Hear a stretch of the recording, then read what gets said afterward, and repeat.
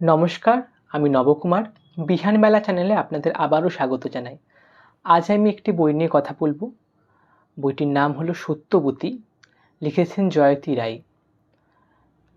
বইটি প্রকাশিত হয়েছে পত্রভারতী পাবলিশার্স থেকে। সত্যবতী আমরা সকলেই জানি মহাভারতের একজন অন্যতম ক্যারেক্টার। মহাভারতের আদি পর্বে সত্যবতীর দেখা মেলে। জেলে কন্যা থেকে ভারত মহিষী হয়েছিলেন তিনি। বইটি পড়ে আমার কেমন লাগলো সেটাই জানাবো। মহাভারতের চরিত্রের প্রতি আমার একটা অমোঘ আকর্ষণ প্রথম থেকেই রয়েছে। সেজন্য আমি যখন এই সত্যবতী বইটি দেখলাম লাইব্রেরিতে, তখন আমি বইটি তুলে নেওয়ার মনস্থির করলাম। বইটি এখন আমার কাছে নেই, আমি বইটি পড়ে আবার লাইব্রেরিতে ব্যাক করে দিয়েছি। বইটির প্রচ্ছদ আপনারা দেখতে পাচ্ছেন স্ক্রিনে এই মুহূর্তে। তো বইটি যে আশা নিয়ে আমি পড়তে শুরু করেছিলাম, আমার জানাতে খুব কষ্ট হচ্ছে আমি একরকম হতাশই হয়েছি বইটি পড়ে। বইটির যদি ভালো দিকের কথা বলি, প্রথমত বইটিতে সত্যবতীর যে শৈশবের কাহিনী বা তার বিয়ে হয়ে হস্তিনাপুরে আসা, এই সময়কালটা, এই চিত্রটা খুব সুন্দরভাবে ফুটে তুলতে পেরেছেন লেখিকা জয়তী রায়। আমরা সত্যি সত্যবতীর একটা সুন্দর শৈশব, তার বাল্য বন্ধু, তার পিতার সাথে তার সম্পর্ক, তারপর যখন তিনি হস্তিনাপুরের রাজা শান্তনুর স্ত্রী হয়ে আসছেন রাজবাড়িতে, সেই পর্যন্ত ঠিকঠাক আছে। তারপর সত্যবতীর সন্তান হওয়া, সন্তান বিয়োগ, এইগুলোও ঠিকঠাকভাবে রয়েছে। কিন্তু বইটির প্রায় অর্ধেক পড়ার পর আমার বইটির প্রতি একটি কি বলবো, একঘেয়েমি আসে। একঘেয়েমিও ঠিক বলা চলে না। আসলে আমি যখন সত্যবতী নামের একটি বই পড়ছি, তখন অবশ্যই আমার মধ্যে একটা এক্সপেকটেশন থাকবে যে আমি সত্যবতী ক্যারেক্টারটার সম্বন্ধে জানব।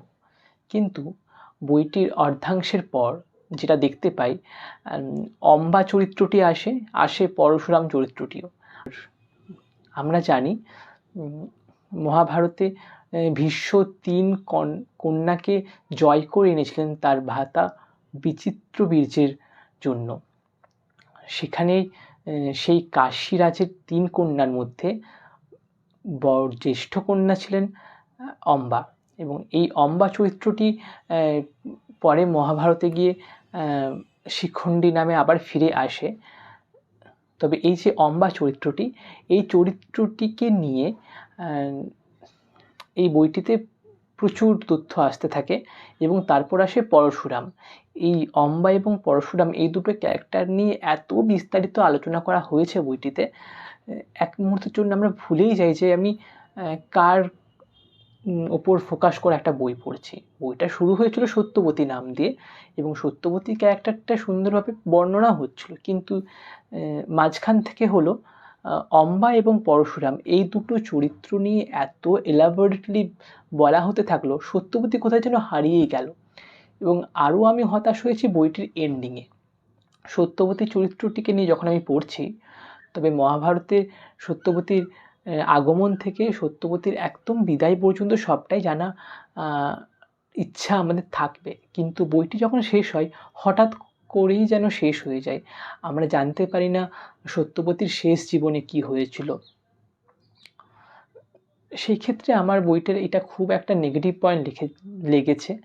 হ্যাঁ, লেখিকার লেখন শৈলী নিয়ে যদি কথা বলি, আমার যেটা ভালো লেগেছে, লেখিকার বর্ণনা করার যে স্টাইলটা, এটা সত্যিই ভালো লেগেছে। কিন্তু মাঝে মাঝে প্রচুর তৎসম শব্দেরও ব্যবহার করছেন তিনি, সেটা খুব একটা প্রবলেম হচ্ছে না, যেহেতু একটা পিরিয়ডিক ক্যারেক্টারকে নিয়ে লেখা হচ্ছে।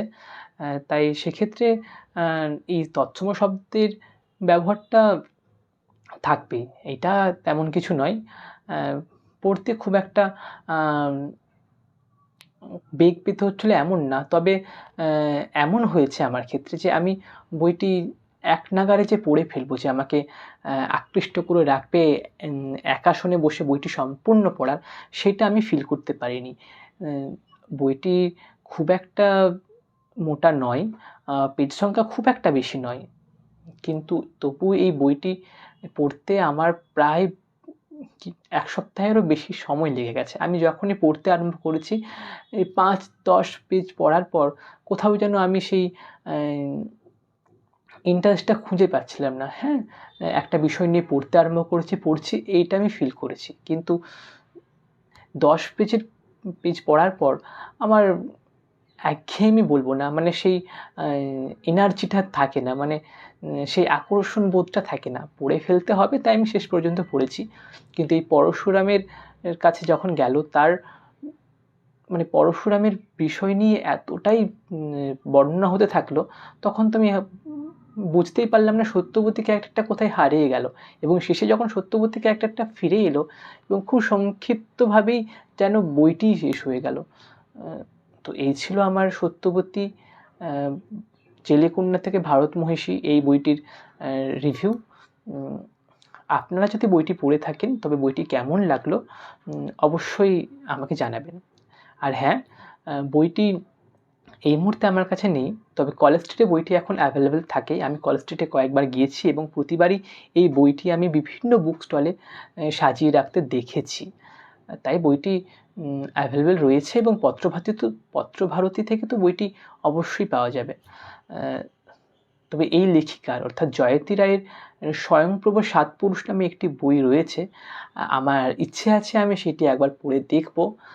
তবে সত্যবতী যে বইটি আমাকে এক কথায় বলতে গেলে হতাশই করেছে। আমি আরও অনেক বেশি এক্সপেক্ট করেছিলাম বইটি থেকে। তো আজকের মতো এইটুকুই। আশা করি আপনাদের যদি ভালো লাগে আমার ভিডিও, লাইক করবেন, শেয়ার করবেন, সাবস্ক্রাইব অবশ্যই করবেন। পরবর্তী ভিডিওতে আবার কোনো একটা বইয়ের পাঠ প্রতিক্রিয়া নিয়ে আপনাদের সাথে দেখা হচ্ছে।